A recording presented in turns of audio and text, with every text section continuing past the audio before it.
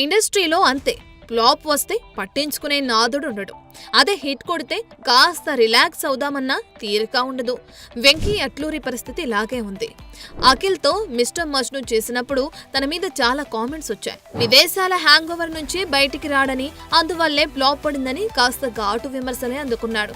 వాటికి సమాధానం ధనుష్ సార్ రూపంలో ఇచ్చేశాడు.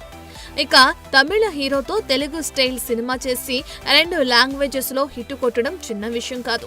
ఈ విజయమే దుల్కర్ సల్మాన్ ని లక్కీ భాస్కర్ ఒప్పించేలా చేసింది.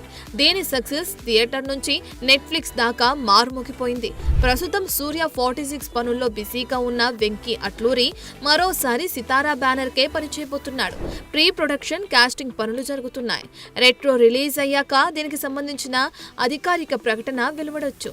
దీని తర్వాత అజిత్ ఒక సినిమా సెట్ అయ్యేందుకు వెంకీ అట్లూరికి దారులు తెరుచుకున్నాయని టాలీవుడ్ టాక్. ఇటీవలే గుడ్ బ్యాడ్ అగ్లీతో ఫామ్ లోకి వచ్చేసిన అజిత్ యువ దర్శకులతో పనిచేసేందుకు ఉత్సాహం చూపిస్తున్నాడు. ప్రస్తుతానికి కథ చెప్పడం లాంటివి ఏమీ జరగలేదు, కానీ స్టోరీ ఉంటే కలవమనే సంకేతం అయితే అజిత్ నుంచి వచ్చిందని వినికిడి. మరోవైపు చిరు కూడా గ్రీన్ సిగ్నల్ ఇచ్చాడని తెలుస్తుంది. ఇక మళ్ళీ ధనుష్ కూడా సినిమా చేద్దామని కబురెట్టేశాడంట. మొత్తానికి వెంకీ అట్లూరి కెరీర్ 3 పువ్వులు 6 కాయలు అన్నట్లుగా ఉంది. For more videos like this, subscribe Big TV channel.